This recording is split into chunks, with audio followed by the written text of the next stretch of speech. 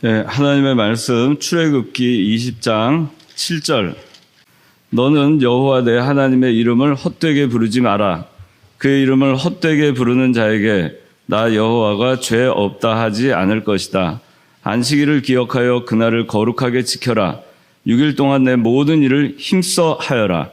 제7일은 여호와 내 하나님의 안식일이니 너나 내 아들이나 내 딸이나 내 남종이나 내 여종이나 내 가축이나 내 집안에 머무는 나그네라도 아무 일도 하지 마라. 이는 6일 동안 나 여호와가 하늘과 땅과 바다와 그 가운데 있는 모든 것들을 만들고 제7일에 쉬었기 때문이다. 그러므로 여호와가 안식일을 복주어 그날을 거룩하게 하였다. 예, 오늘은 웨스트민스터 소요리 문답 3계명, 4계명을 오늘 하는 날입니다. 10계명, 1계명부터 우리 10번째 계명까지 해서 1계명부터 4계명까지는 하나님에 대한 사랑, 5계명부터 10계명까지는 하나님의 형상대로 지음받은 우리 이웃에 대한 사랑, 그렇게 나뉘어져 있습니다. 그래서 우리 지난번에는 10계명, 1계명하고 2계명을 했는데 1계명은 그 1계명, 2계명 이제 여러분들 다 알았겠죠. 2계명 그 순서가 왜 1계명은 나 외 다른 신 내 앞에 두지 마라. 그거는 예배의 대상은 오직 하나님뿐이다. 우리 인생에 있어서 예배의 유일하신 대상은 하나님이다. 다른 신의 존재는 없다 그런 얘기예요. 다른 신들도 있는데 그 가운데 하나님을 유일신으로 섬기고 하나님을 더 사랑해라가 아니에요. 다른 신은 없어요. 그 1계명이 추구하는 건 다른 신은 없다예요. 신은 하나님밖에 없다는 거예요. 그렇기 때문에 예배의 대상은 유일한 대상은 하나님뿐이어야지 자기가 돼서도 안 되고 이 세상이 되어서도 안 되는 거예요. 그래서 제 2계명에는 이제 하나님만이 섬겨야 될 대상인데 하나님 이외에 섬겨야 될 대상을 만들면 그거부터가 이제 우상이 되는 거예요. 그 우상을 만들어서는 안 되고 한번 만들어 놓으면 그 다음에 절하게 되죠. 그죠? 그 다음에 절 2번 하면 그게 뭐예요? 섬기는 거예요. 그때부터는. 절 1번 하고 그러고 회개하고 돌이키면은 됐어요. 그건 섬기는 데까지 나가지 않은 거예요. 그런데 절하고 또 절하고 또 절하고 평생 절하고 살면 완전 굴복해서 섬기고 사는 꼴이 되는 거예요. 그러지 마라. 예배의 유일하신 대상은 하나님뿐이다. 그런데 다른 대상을 만들어 놓으면 그게 우상이다. 그러니까 만들지 마라. 만들었으면 절하지 마라. 1번 절했으면 2번 절하지 마라. 그 얘기예요. 그게 2계명 얘기하는 거예요. 확실하게 알겠죠? 그래서 2번째는 예배의 방법이에요. 하나님이 예배의 대상인데 2번째는 예배 방법은 어떻게 해야 되는가? 아예 만들지부터 말아야 돼요. 그러니까 어떻게 돼요? 예배의 방법에 있어서 성경대로 오직 하나님께만 예배를 드리는 거예요. 그게 올바른 예배의 방법이 되는 거지. 예배를 이제 드리기 위해서 뭘 만들어 놓기 시작하면 그때부터 하나님 이외에 다른 거 앞에 절하게 되고 섬기게 되는 거예요. 그렇게 되는 겁니다. 자기 예배 대상에 꼭 주일날 와서 교회 와서 예배 드리는 것만이 예배가 아니에요. 세상에 나가서 하나님 이외에 다른 거에 예배 드리고 살잖아요. 뭐야? 딴 거 또 하나님 말고 예배 드리는 게. 세상 일 만들어 놓고 거기다 절하고 그 다음에 또 계속 절하고 그러는 거 있어요? 그럴 때가 있어요. 그거 회개하고 돌이키면 돼요. 그거 하지 말란 얘기예요. 그래서 3번째 이제 오늘 3계명, 4계명인데 3계명은 여호와 이름을 헛되게 망령되이 일컫지 마라. 헛되게 부르지 마라. 이건 뭐냐면은 그 예배의 태도예요. 하나님 앞에 우리가 어떤 태도로 임해야 될 것인가. 망령되게 하나님께 우리가 살아야 될 것인가. 아니면 망령되지 않게 살아야 될 것인가를 우리한테 말하고 있는 거예요. 3계명이 그거예요. 그 예배의 대상에 대한 우리의 태도가 어때야 되는 거예요. 하나님께 대한 우리의 태도가 어때야 되는가를 얘기하는 게 3계명이고 4계명은 안식일을 기억해서 거룩히 지키라는 거 아니에요? 이거는 우리가 언제 예배를 드리는가, 예배의 때, 하나님께 예배를 드려야 되는 때에 대한 얘기예요. 자, 53문 제3계명이 무엇입니까? 다 같이 시작.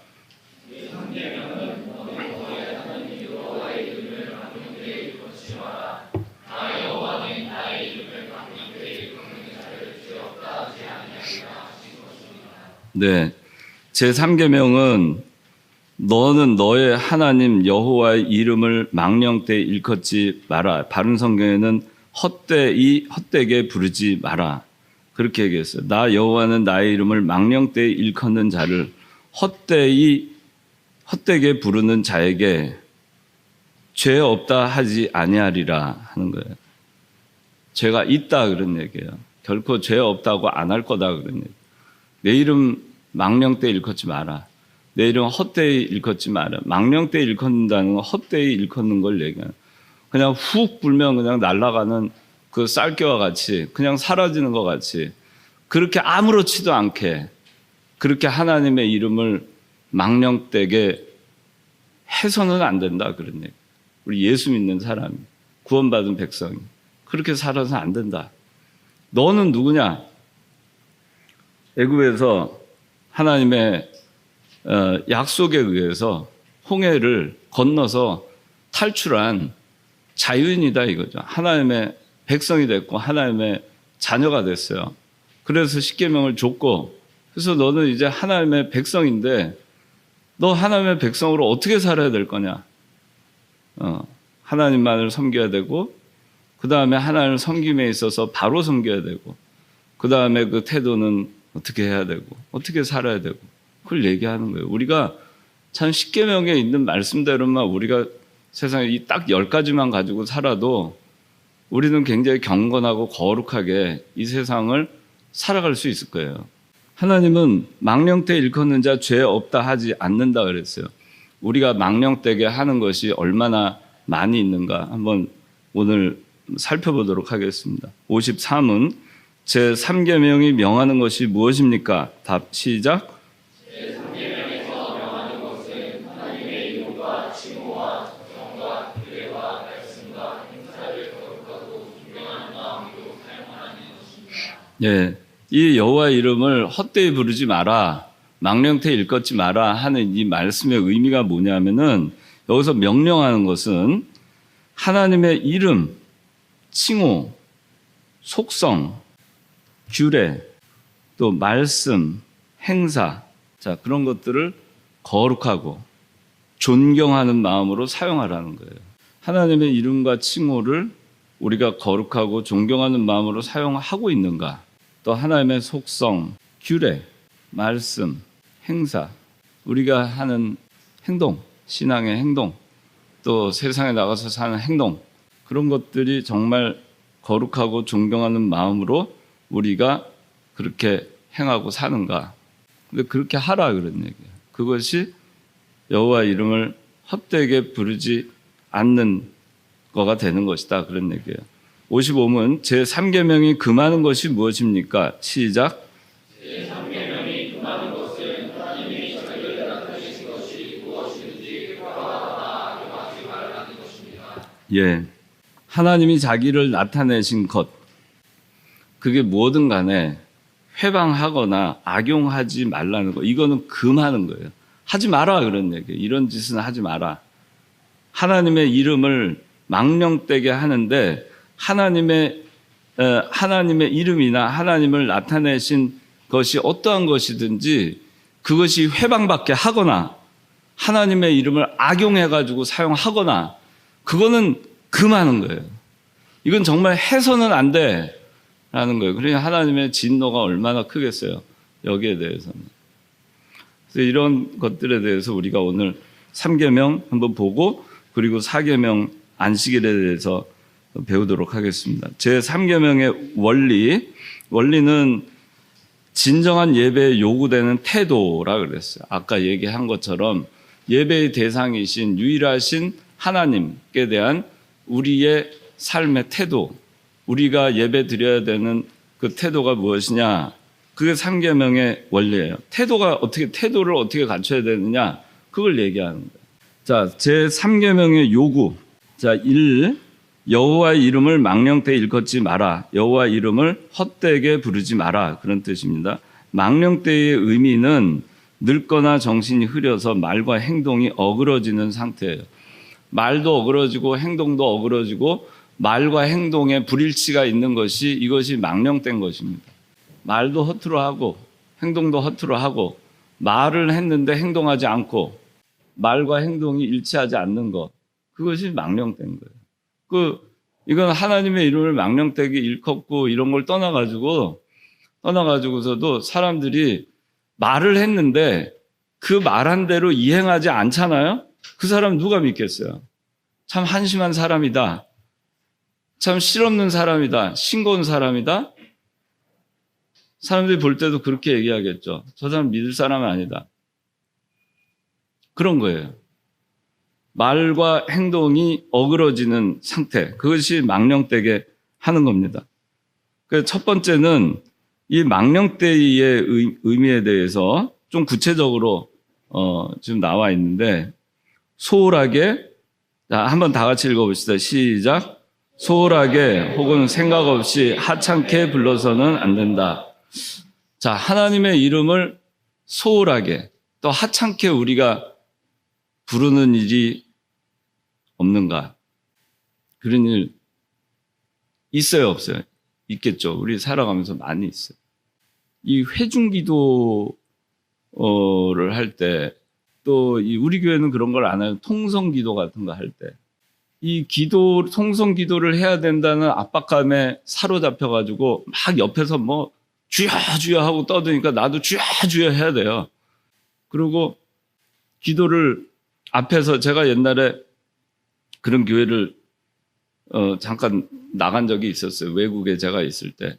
근데 거기는 기도를 하면은 이제 통성기도를 합니다. 그 교회는. 거기 장로교였는데도 그랬어요. 근데 저는 이제 예배 마치고 기도를 하는데 이제 주여 그걸 한 3번 이제 외치더니 와 우선 막 여기저기서 막 나오는데, 앞에서 이제 그 기도를 인도하시는 분이 막 얘기를 하는 거예요. 모르겠어요. 제가 그냥 판단하는 건지 모르지만은 그분이 기도하는 것 때문에 제가 기도가 안 됐고, 그 다음에 옆에서 와글와글 하니까 기도가 안 되고, 저는 그랬어요. 우리 교회는 기도 은밀한 가운데 하는 고요한 기도, 바이틈 낭떠러지, 그런 기도, 세미한 음성을 듣는 기도, 그런 거 우리는 배웠는데 사방팔방에서 와글하니까 기도가 안 되고, 앞에서 그 인도하시는 분이 와글와글 하는데 기도가 끊이지 않아야 되잖아요. 인도자가 끊임없이 하나님 아버지 하면서 하는데, 그게 저는 뭔지 모르겠어요. 그렇게 하나님의 이름을 그냥 막 불러 제껴도 되는 것인지 모르겠어요. 정말 주여 주여 아버지 하나님 하면서 이렇게 하는 건 모르겠습니다. 그리고 하여튼 그렇게 우리가 소홀하게 혹은 생각 없이 하찮게 불러서는 안 된다. 두 번째, 다 같이 시작. 하나님의 이름을 공허하게 헛되게 위선적으로 불러서는 안 된다. 자, 우리가 하나님의 이름을 공허하게 헛되게 위선적으로 부르는 경우가 뭐가 있을까? 뭐 있을 수 있어요. 뭐 꼭 이거를 부정적인 시각에서 보기만 해서 그럴 수도 있지만, 실제로 우리가 너무 쉽게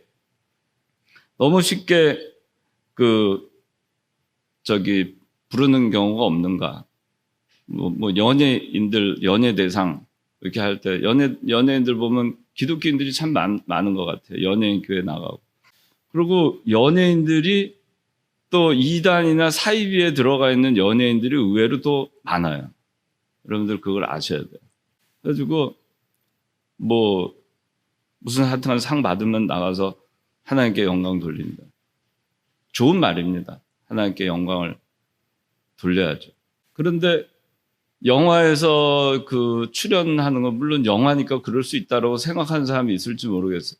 근데 맨날 사람 죽이고 담배 피고 마약하고 술 마시고 깡패짓 하는 거 그런 그걸 하면서 나와서는 하나님께 영광 돌립니다. 하나님의 이름이 망령되게 일컬어지는 것은 아닐까 하는 생각이 들 때가 있어요. 세 번째, 다 같이 시작. 하나님의 이름으로 헛되이 서약을 해서도 안 된다. 자, 하나님 이름으로 맹세하는데 그렇게 얘기하는 사람들 혹 있을지 몰라요. 하나님의 이름을 들먹여서 함부로 서약하면 안 돼. 하나님이 다 보고 계시고 다 알고 계신다. 그러면서 자기가 잘못했음에도 그거를 가리기 위해서 하나님의 이름을 이용하는 것. 그거는 옳지 않은 거죠. 네 번째, 시작. 하나님 혹은 예수님의 이름으로 욕을 해서는 안 된다. 이건 뭐 우리나라에서는 해당이 안 되지만 서양에서는 있죠. 그죠? 하나님의 이름을 욕으로 쓰죠. 알죠? 그죠? 그러면 안 되는 거예요.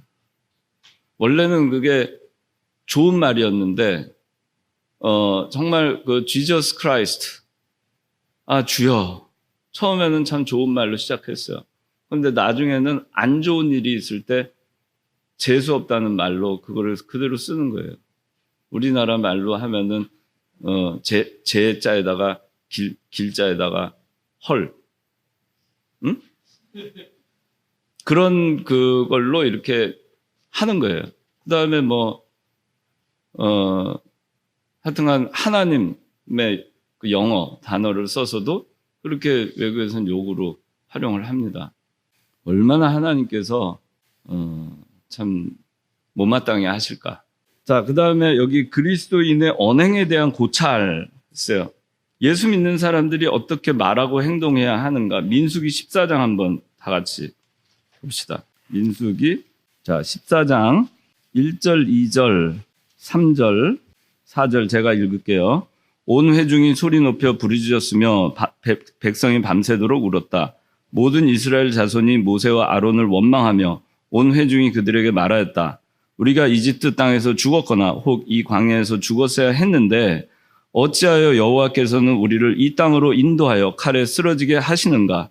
우리 아내와 아이들이 사로잡힐 것이니 차라리 이집트로 돌아가는 것이 더 낫지 않겠는가? 그들이 서로 말하기를 우리가 우두머리를 세우고 이집트로 돌아가자 하니 그랬어요. 여기 2절에 모세와 아론을 원망하며 온 회중이 그들에게 말하였다. 우리가 이집트 땅에서 죽었거나 혹 이 광야에서 죽었어야 했는데 이렇게 얘기해요. 그리고 민수기 14장 28절. 자, 29절 다 같이 읽어봅시다. 시작. 그들에게 말하여라. 여호와께서 말씀하신다. 내가 살아있는 한 너희가 내 귀에 말한 그대로 내가 반드시 너희에게 행하겠다. 너희의 시체들이 이 광야에서 엎드러질 것이며 너희 가운데 나이 20세 이상으로 계수된 자 모두가 나를 거슬러 불평하였으므로 여분네의 아들 갈렙과 눈의 아들 여호수아 외에는 내가 손을 들어 너희가 들어가 살게 할 것이라고 맹세한 그 땅에 결코 들어가지 못할 것이다. 어떻게 됐는가? 민수기 14장은 이스라엘 12지파가 대표를 뽑아가지고 정탐꾼을 가나안 땅에 보냅니다. 애굽에서 출애굽해서 홍해를 건너서 바로 가나안으로 직행하죠. 아주 짧은 시간 내에 직행해서 이제 가나안으로 들어가기만 하면 되는 상황에서 정탐을 12명을 보냅니다. 근데 10명은 부정적으로 얘기를 해요. 하나님의 말씀과 약속을 부인합니다. 우리가 보기에도 메뚜기 같고 그 사람들은 네피림의 후손과 같아가지고 그런데 그들이 보기에도 우리가 메뚜기 같을 것이다. 우리 못 들어간다. 그런데 여호수아하고 갈렙은 아니다. 하나님께서 약속하신 땅이니까 들어가자. 그들은 우리의 밥이다. 그렇게 얘기를 해요. 그러니까 그 얘기를 듣고서는 10지파의 얘기를 듣고 이 백성들이 원망하는 얘기가 민수기 14장 이게 1절부터 이제 나오는 겁니다. 4절부터. 그런데 이들의 말이 뭐냐면은 우리가 이집트 땅에서 죽었거나 혹 이 광야에서 죽었어야 했는데 라는 망령된 말을 합니다. 그래서 하나님께서는 28절에 너희가 말한 그대로 내가 반드시 너희에게 행하겠다. 너희의 시체들이 이 광야에서 엎드러질 것이며 그렇게 얘기해요. 그래서 어떻게 되죠? 실제로 20세 이상은 다 광야에서 갈렙과 여호수아만 제외하고는 광야에 다 시체가 됩니다. 광야에서 죽었어야 했는데 라고 한 그들의 말대로 된 거예요. 하나님의 이름을 들어서 하나님의 약속을 믿지 않고 하나님을 원망하고 불평하는 이것이 얼마나 망령되게 하는 행동과 말인가 하는 것을 이 성경에서 잘 얘기해 주고 있어요. 그래서 우리가 말을 참 조심해야 돼요. 예수 믿는 사람들은 특히나 말을 조심해야 돼요. 예수 믿는 사람은 할 수 있다. 내게 능력 주신 자 안에서 내가 할 수 있다. 하나님의 약속의 말씀이 있으니 할 수 있다. 예수 인도하시니까 나는 할 수 있다. 믿음을 지킬 수 있다. 이 신앙을, 이 어려움을 이겨낼 수 있다. 나한테 환난이 오고 어려움이 있어도 무슨 일을 만나든지 하나님께서 하늘 위로 주실 것이고 만사형통할 것이다. 그렇게 나가야 돼요. 그러면서 믿습니다 하는 그 신앙으로 한 걸음 한 걸음 나가야 되는데 그게 아니라 패배의식에 젖어가지고 예수 믿는 사람들이 하나님의 약속을 잊어버리고 이 성경 말씀 잊어버리고 그리고 망령되게 함부로 말을 하잖아요. 그게 얼마나 큰 범죄인가. 자기가 말한 대로 된다는 거예요. 그걸 여러분들이 명심해야 돼요. 그래서 함부로 말하면 안 돼요. 아이고, 못해 먹겠다.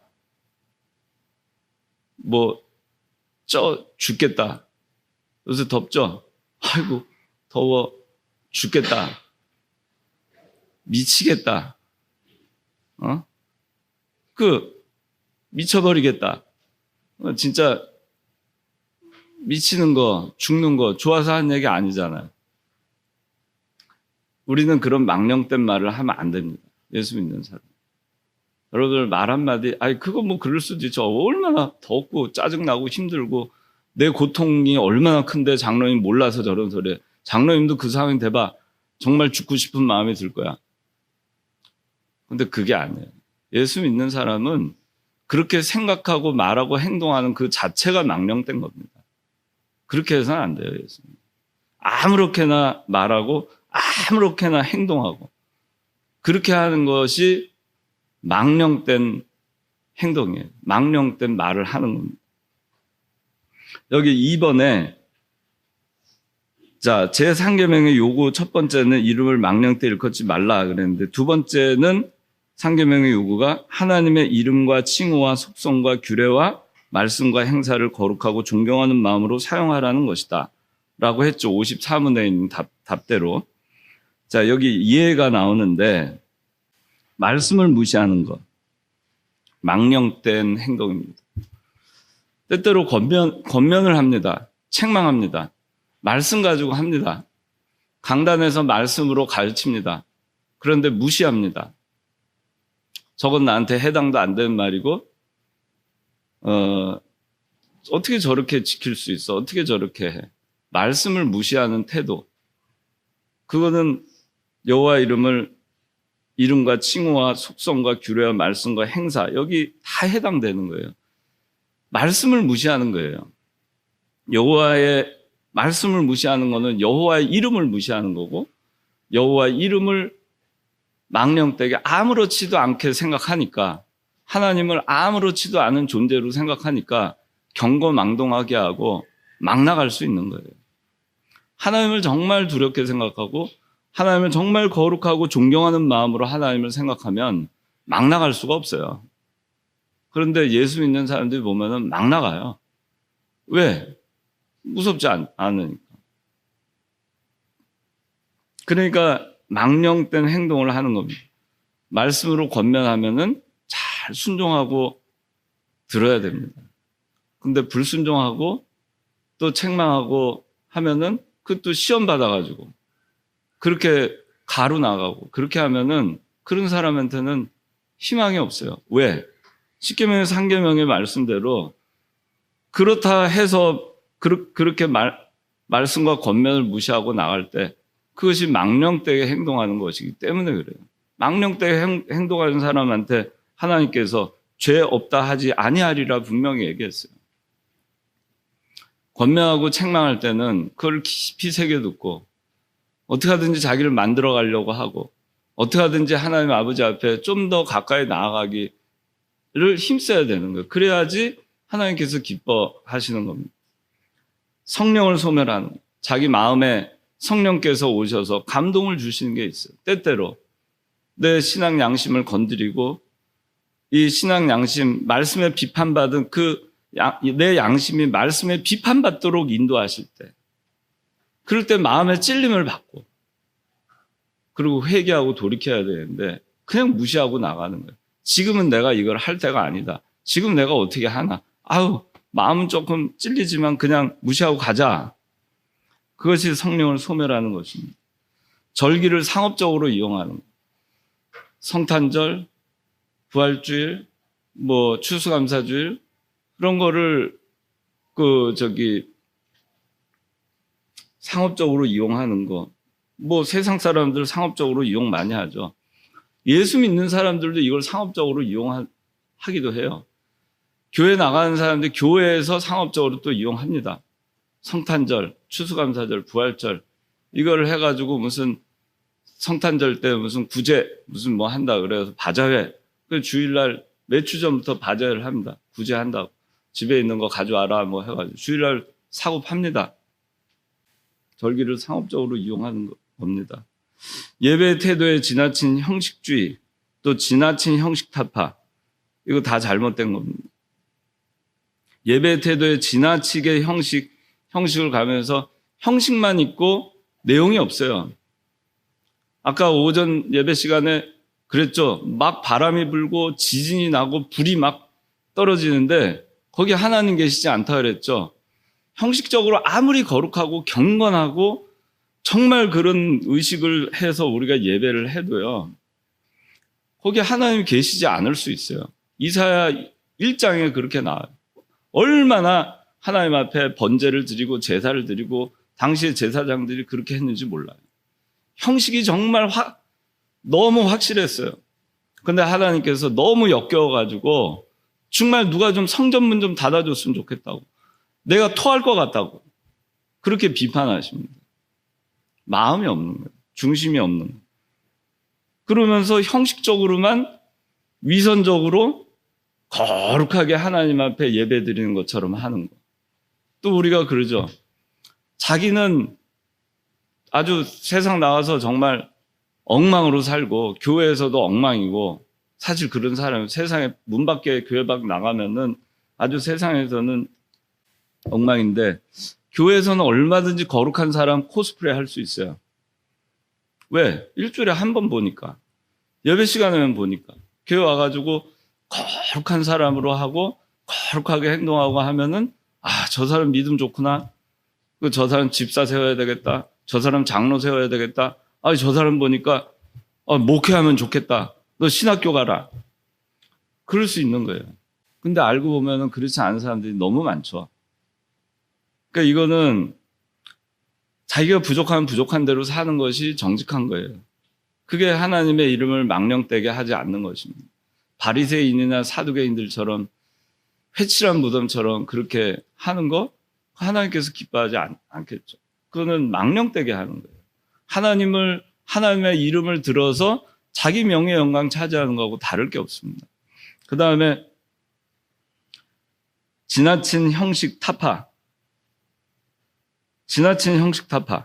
이거는 우리가 형식보다는 하나님 중심을 보시는 하나님이다. 외모를 보시는 게 아니라 중심 보시는 하나님이다. 그러니까 중심이 중요하지 껍데기가 왜 중요하냐 이렇게 얘기하는 사람들이 있어요. 제가 옛날에 청년부 때도 그랬어요. 우리 창원교회. 오늘같이 더운 날 되면은 쪼리를 신고 와요. 남자들이. 쪼리가 뭔지 알아요? 쪼리라고 하는 게 맞나? 맞아요? 하여튼간 이렇게 그 돼가지고 스레파 딱딱딱딱딱딱 걸을 때 딱딱딱딱 나왔어요. 그거 딱딱딱딱딱딱 하면서 양말도 안 신고 그러고서 와요. 그래서 와가지고서는 척하니 또 다리 꼬고 앉아가지고 예배를 드립니다. 그 예배의 태도가 그러면 그런 예배의 태도를 가진 사람의 중심이 바로 돼 있는가? 저는 뭐 모르겠어요. 뭐 사람 외모 가지고 판단을 인간이 어떻게 할 수 있겠습니까만은 그러나 이 목사님께서 늘 말씀하신 게 무슨 말씀하셨냐면은 사람이 되려면은 복장부터 바로 갖춰라. 그런 말씀들 하셨어요. 복장부터 늘 바로. 그 사람의 복장에 그 사람의 사람 됨됨이가 어느 정도 나옵니다. 그러니까 형식을 탑한다고 해가지고 아무렇게나 하는 거예요. 옷도 그냥 거의 러닝 셔츠 같은 거 그냥 옛날에 진짜 그랬어요. 내 청년부 다닐 때는 그때는 참 다 우리가 그때가 고등부 청년부 할 때 70년대 이랬고 70년대 말이었고 우리나라 국민소득 1,000불도 안 되던 때였어요. 그냥 얼마나 가난한 나라였어 우리나라가. 그렇죠? 그 80년도 초반 이럴 때 다 참 가난했어요. 우리 창관교회 80년도에 우리 창관교회 교인이 1,000명이 넘는 교회인데도 자동차 자가용 있는 집이 거의 없었어요. 요새는 다 끌고 오지만. 그 정도로 그런 시대였어요. 그러니까 이제 옷이나 뭐나 다 험불하죠. 그렇지만 그렇다고 해서 아무렇게나 하는 건 아닌데 그냥 러닝 셔츠 바람으로 와서 앉아 있는 사람도 있었어요. 그래서 참 그런 거 보면은 그게 저는 그때도 참 거기에 대해서 좀 의문이었었어요. 근데 우리가 형식을 탑한다고 해서 중심을 보시는 하나님이라 해서 이렇게 하는 것이 과연 하나님의 이름을 망령되게 하는 것은 아닌가. 내가 말하고 행동하는 것 가운데 하나님의 이름을 망령되게 하는 것이 없는가를 우리가 생각을 해봐야 됩니다. 여기 결혼식에 하나님을 들러리로 세우는 일을 써 있죠. 결혼식을 할 때 하나님을 들러리로 세운 사람들이 참 많아요. 나는 이거 보면 정말 안타까워요. 우리 교회 집사님들이고 우리 교회에서 배우신 분들도 다 그렇게 못해요. 그러니까 잘 하신 분들도 계시지만 많은 경우에 참 안타까운 마음이 들 때가 있어요. 왜 이게 안 될까? 하나님 결혼식을 하는데 왜 하나님께 드리는 예배는 그냥 행사의 한 순서에 불과한 것이 될까? 이것이 메인이 돼야 되는데 결혼 예배 그러면 예배로 처음부터 끝까지 예배로 드려져야 된다 이거예요. 그런데 그거는 그냥 하나의 결혼식을 하긴 해야 되겠는데 교회는 나오는데 목사님 초대해서 예배는 드려야 될 것 같고 예배는 땜빵으로 그냥 예배를 드리고 혹시 내가 결혼을 하는데 그래 그 메인 예배가 거룩하고 경건하게 드려지기 위해서 모든 순서를 어떻게 해야 될 건가를 생각하기보다는 손님이 얼마나 올까? 누가 올까? 그 사람들 밥을 제대로 얼마나 차려줄까? 밥을 차려주려면 어디서 해야 될까? 어떤 걸 준비해야 될까? 그런 거 또 결혼식이 근사하게 보이고 멋지게 보이려면 어떻게 해야 될까? 그거에 초점을 만약에 가지고 있으면 예배 드리지 마세요. 나는 그렇게 얘기하고 싶어요. 괜히 하나님을 들러리로 세워가지고 예배도 아니고 결혼식도 아니고 차라리 세상 방식으로 결혼식을 드려라. 그러려면. 그런데 온통 생각은 세상적인 거에 신경 쓰고 있으면서 내가 교회를 다니니까 예배는 드려야 되겠고 그래서 예배를 드리는데 그거는 하나님을 그저 내 결혼식에 엑스트라 중에 엑스트라 만도 못하게 생각하는 거예요. 저기 어디 구석탱이에다가 하나님 해놓는 거하고 똑같은 겁니다. 그렇게 저는 많은 결혼식을 가보면서 마음이 아파서 그냥 온 때가 많아요. 솔직히. 우리 교회 결혼식을 보면서도. 그 결혼식을 다 보질 않습니다. 웬만해서. 예배를 드리려면은 확실하게 예배를 드려야 돼요. 성신이하고 성실이 이제 어떻게 할지 모르겠어요.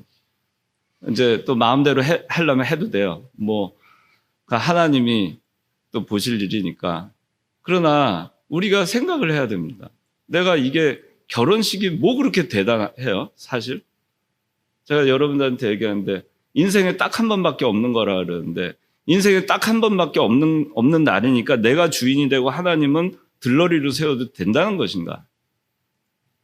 인생에 딱 한 번밖에 없는 날 하나님을 메인으로 해서 예배를 드리고 내 인생의 첫 출발할 수는 없는가? 그게 왜 안 되는지 모르겠어요. 자기가 주인공이 되면 뭐 진짜 주인공이 되나요?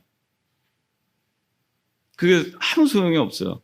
결혼식에 대해서 무슨 인생에 무슨 뭐 대단한 거 한 번 하는 거 유일한 거 하면서 너무 거기에 에너지를 쏟지 마세요. 저는 그렇게 얘기하고 싶어요. 여러분 생각이 다 다를 수 있어요. 그러나 우리 예수 믿는 사람은 좀 그런 거에서 좀 자유로워져야 되고 뭔가 달라야 된다 이거예요. 뭔가 달라야 되는데 예수 믿는 사람들이 예배들이 결혼식 하는 거 보면 세상 사람들보다 나을 게 하나도 없어요. 저는 그래서 그렇게 얘기하고 싶어요. 진짜로 그렇게 결혼 예배에 하나님을 들러리로 세우는 결혼식을 할 것 같으면 결혼 예배를 드리지 마라. 이거예요. 목사님도 초대하지 마라. 교인들도 초대하지 마라. 마음이 괴롭다는 거예요. 왜 그렇게 하는지 모르겠어요. 그래서 좀 제가 좀 강한 톤으로 얘기하는지 모르겠지만 저는 참 안타깝습니다. 우리 교회에 예식장 만들어놨는데 아마 뭐 몇 번 저기서 결혼식을 했는지 모르겠어요. 아마 그동안에 10번도 아마 안 한 것 같아요. 만들어 놓은 다음에. 불편한 거 있을 수 있지만은 저는 여러분들한테 강요할 생각도 없어요. 바깥에서 해도 좋아요. 우리 교회 바깥에서 많이들 대부분 바깥에서 하니까 바깥에서 하더라도 그 예배 때 어느 곳에서 하더라도 경건한 예배를 드릴 수 있도록 거기에 초점을 맞추세요. 제가 그런 생각을 해요. 나이트클럽에 가서 결혼 예배 할 수 있어요, 여러분들? 나이트클럽에 가서 할 수 있어요? 할 수 없잖아요.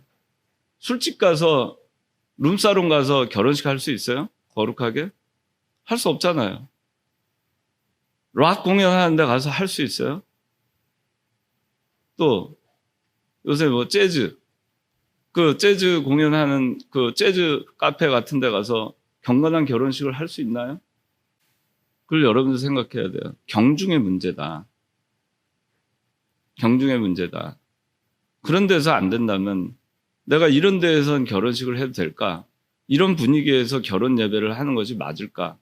내가 하나님보다는 올 사람들의 숫자와 그 사람들 대접하는 음식에 더 신경을 쓰고 결혼식에 내가 얼마나 더 멋지게 보이고 그런 거에 더 신경을 썼다면 회개해야 됩니다.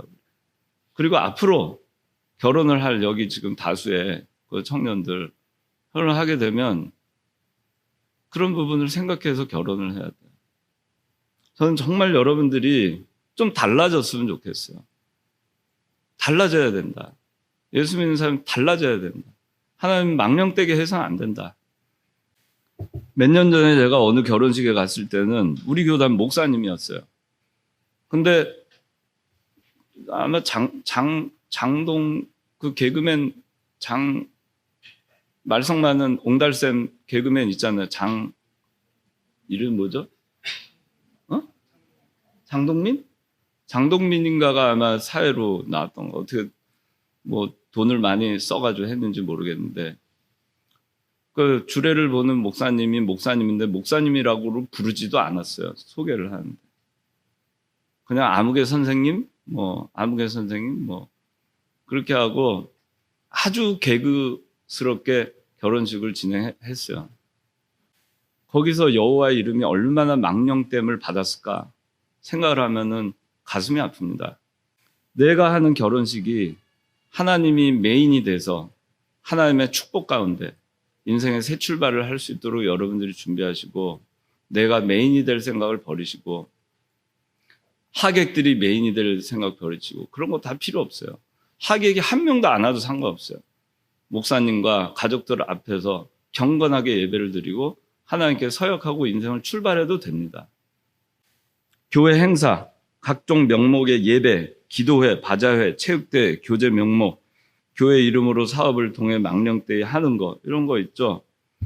교회 명목, 교회 각종 명목의 예배 뭐 무슨 예배 많이 하죠. 무슨 개업 예배, 돌 축하 예배, 환갑 잔치 예배, 무슨 예배. 예배 뭐 그렇게 갖다 붙이는 게 많은 세상에 되는지 모르겠어요. 예배면 예배지. 다 갖다 붙이는 거죠. 물론 그거 다 나쁘다고 할 수는 없어요. 내가 하나님 아버지 앞에 예배로 모든 걸 출발하겠다. 그 정신은 좋습니다. 그런 정신으로 하는 예배는 다 괜찮아요. 그런데 그게 아니라 다른 것이라면은 그저 간판 뿌는 예배, 해야겠으니까 하는 예배, 내가 예수 믿는 사람이니까 안 하면 좀 뭐 하니까 하는 예배, 그런 거는 하나님 그냥 고생시키는 거예요. 망령되게 하는 겁니다. 기도회, 이름은 기도회인데 사실 놀러 가고, 그건 기도회라고 하지 말아야 돼요. 그냥 정직하게 그냥 놀러 간다라고 얘기해야 돼요.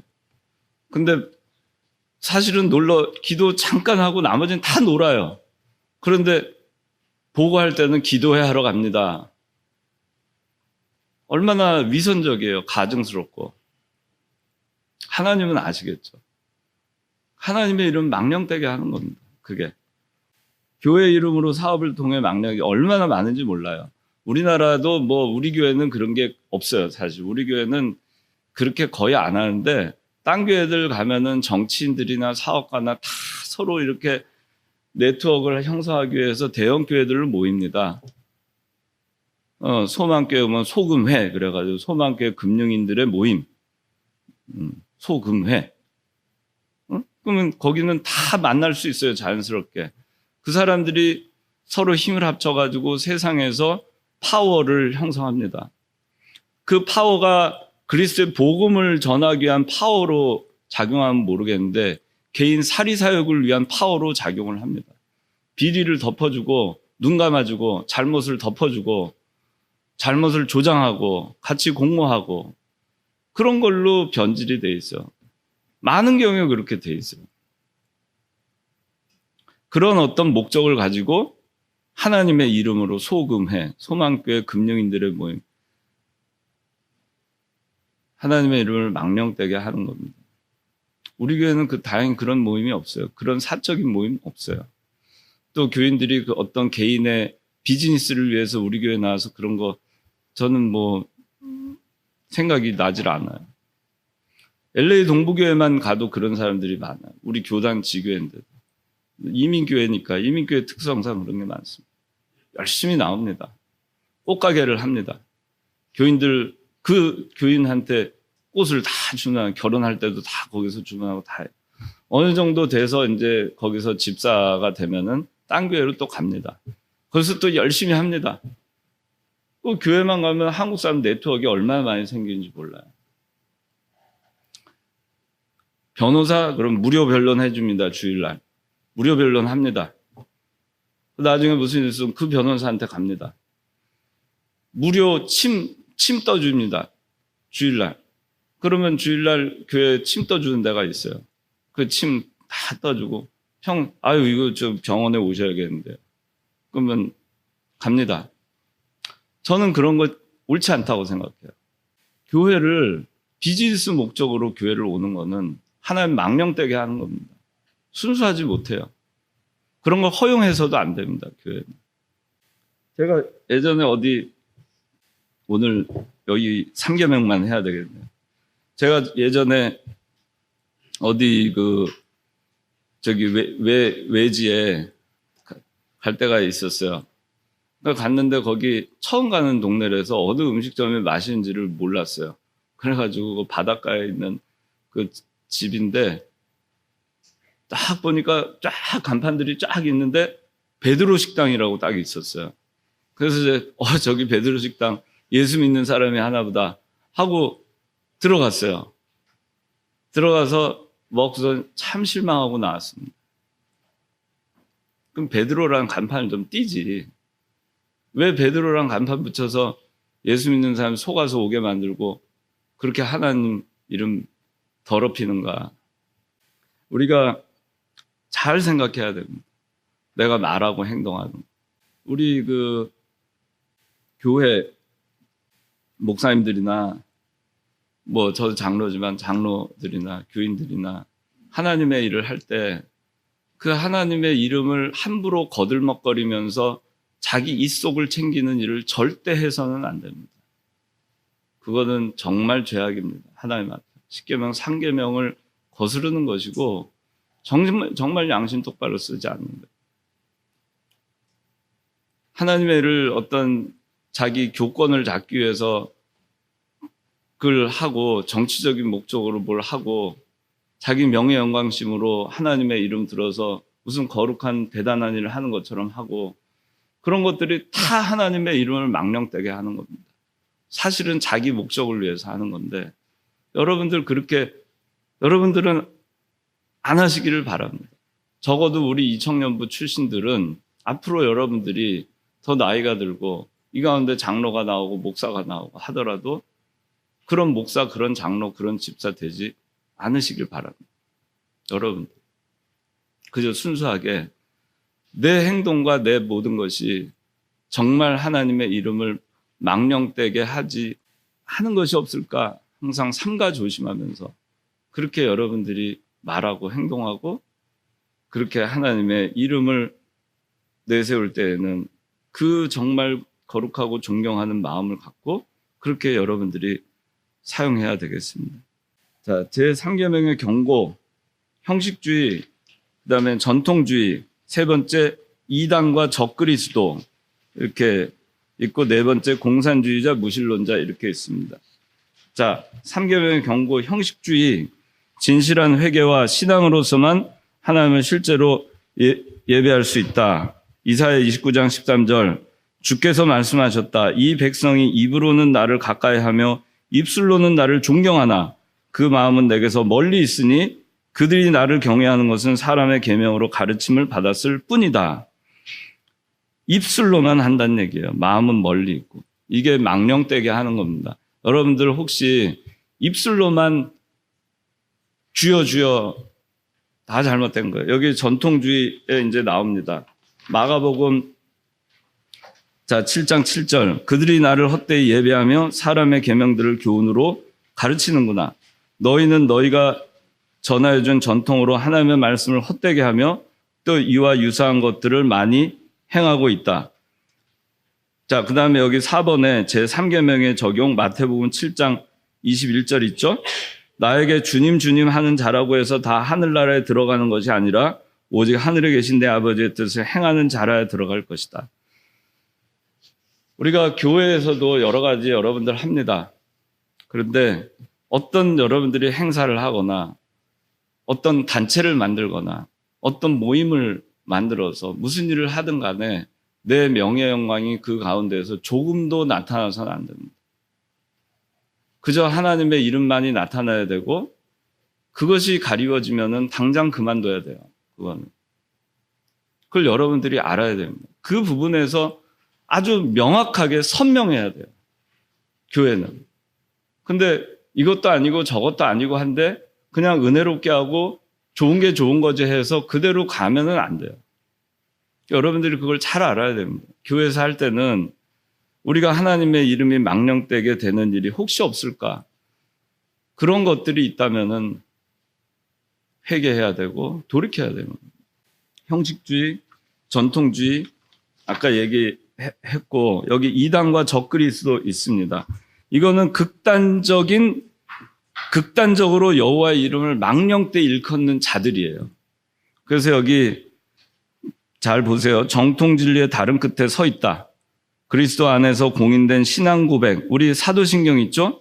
그거를 거부하거나 반대하거나 왜곡하는 집단입니다. 자신을 자칭 그리스도라 일컫는 자들. 이들은 사도신경 신앙 고백을 불신합니다. 사도신경 가운데 어느 하나라도 부인하면 그거는 명백히 이단이에요. 그걸 여러분들이 알아야 됩니다. 예수를 믿는다고 하면서, 그러니까 예수를 믿지 않는 사람은 우리가 이단이라고 할 것도 없죠. 그들은 불신자에 불과합니다. 이단이라고 하는 거는 예수 믿는다고 하는데 사실은 안 믿는 자들이에요. 그 이단이에요. 근데 그 이단을 여러분들이 가장 쉽게 구별하는 거는 사도신경 가운데 어느 하나라도 믿지 않으면, 예수 믿는다고 하면서 믿지 않으면 그건 이단입니다. 100%. 여러분들 그걸 아셔야 됩니다. 그 다음에 이단은 십자가 구속의 도리를 불신합니다. 신구약 66권 이외에 다른 복음이 있다라고 얘기합니다. 직통계시. 그래서 내가 특별히 하나님한테 새롭게 성경을 받았다. 그렇게 해서 탄생한 게 몰몬교예요. 하나님한테 특별하게 내가 계시를 받아서 새롭게 교리를 만들었다. 원리강론, 통일교. 아셨어요? 그러니까 이 성경 66권 이외에 직통계시를 받아서 얘기하는 사람들, 그런 사람들이 다 이단입니다. 그다음에 네 번째, 공산주의자, 무신론자. 여러분들 공산주의는 무신론자입니다. 이 공산주의자는 무신론자, 똑같은 거예요. 똑같은 건데 이 사람들도 극단적으로 여호와 이름을 망령되게 일컫는 자들입니다. 왜? 신은 없다라고 얘기하기 때문에. 공산주의자들. 공산주의의 그 철학적 그 뿌리가 뭐냐 하면은 진화론하고 유물론하고 변증법이에요. 여러분들 아마 학교에서 다 배웠을 거예요. 공산주의의 철학적 뿌리가 뭐냐면 진화론, 그다음에 유물론, 그다음에 해겔의 변증법입니다. 그 세 가지. 그래서 어떻게 되냐면은 모든 출발은, 근원은 물질이다. 물질. 내가 이렇게 생각하잖아요. 이 머리가 돌아가는 이것도 물질의 현상의 하나로 해석을 해요. 정신이라는 건 그래서 없다. 그렇기 때문에 영도 존재하지 않는다. 영적 존재는 존재하지 않는다. 그래서 신은 없다. 하나님은 없다. 그게 유물론이에요. 머티리얼리즘. 여러분들이 이걸 알고, 공산주의는 뭐 이미 다 이제 시대가 지나고 지금 뭐 공산주의 신봉하는 사람이 없으니까, 제가 대학교 다닐 때만 해도 이 공산주의를 신봉하는 대학생들이 굉장히 많았어요. 막시즘, 마르크스, 레닌, 그 주의. 그렇게 해서 이거를 불법 서적이었는데 그거 읽다가 감옥 들어가기도 하고 하던 그런 시대였어요. 내가 대학 다닐 때는. 근데 지금은 다 그게 허무한 그런 게 돼버렸습니다. 과학이 발전하면서 그 됐어요. 여러분들이 이 공산주의는 과거로부터 쭉 계속해서 이 진화가 되고, 물질이 진화가 되고, 그 진화가 되는 과정은 변증법 알죠? 정반합. 그래가지고 정이 있으면 항상 반이 생겨서 또 투쟁하고 새로운 질서가 생기고, 그렇게 해서 새로운 진화된 어떤 뭐가 또 나오고, 그 출발이 어디냐? 물질이다. 그래서 계속해서 역사는 유물론적으로 발전한다. 그런데 투쟁의 과정이었고 변화의 과정이었다. 정반합에 의해서. 마침내 최종적인 도달점은 공산주의다. 왜냐하면 당시에 봉건제도, 제국주의, 그 다음에 자본주의, 그런 것들이 막 19세기 말 20세기 초에 그 전 세계를 지배하던 때였고, 그 과정에서 좀 말하자면 새로운 어떤 계급이 생긴 거예요. 그러니까 노동자 계층이 대규모로 생기고, 산업혁명이나 이런 것들. 그래서 새로운 그 정에 대한 반을 통해서 혁명이 일어나야 된다. 그래서 그것이 프롤레타리아 혁명, 부르주아에 대한 프롤레타리아 혁명. 그렇게 해서 완성된 공산주의 체제의 질서. 그것이 우리가 원하는 유토피아다. 그게 공산주의예요. 근데 그 공산주의를 해봤는데 사실은 다 실패했죠. 그건 이미 끝난 거니까. 근데 아직도 여기에 지금 매몰되어 있는 사람들이 있습니다. 여러분들이 잘 알고, 앞으로 오늘 3계명까지 했는데 여러분들 신앙생활 할 때 내 말과 내 행동의 불일치가 하나님을 망령되게 하는 일은 없는가? 또 내 말을 통해서 하나님을 망령되게 하는 일은 없는가? 내 행동을 통해서 하나님을 망령되게 하는 일은 없는가?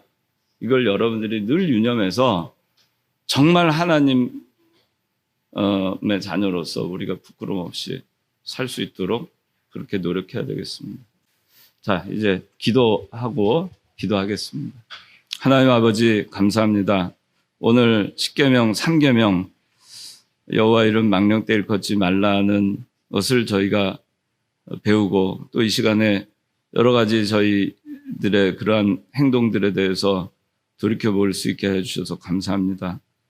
저희가 여호와 이름 망령되 일컫는 삶을 살았다면 그런 부분들 다 회개케 하시고 용서해 주시고 앞으로 여호와 이름을 거룩하고 존귀히 여기며 존경하며 살아가는 저희들 삶이 되게 하여 주시옵소서. 예수님 이름으로 기도하옵나이다. 아멘.